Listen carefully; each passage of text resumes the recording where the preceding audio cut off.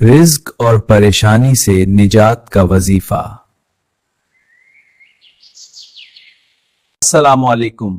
اگر آپ پریشانی، رزق کی تنگی یا بے چینی محسوس کر رہے ہیں تو یہ وظیفہ پورا ضرور دیکھیے۔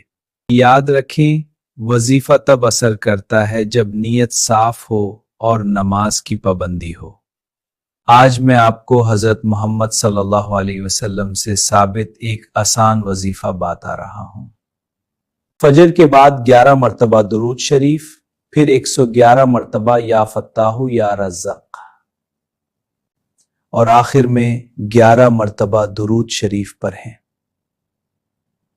پڑھتے وقت کسی سے بات نہ کریں اور پورا یقین اللہ پر رکھیں۔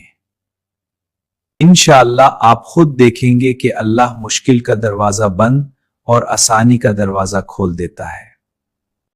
یا اللہ، جو بھی اس وظیفے کو پڑھے اس کی مشکل آسان فرما۔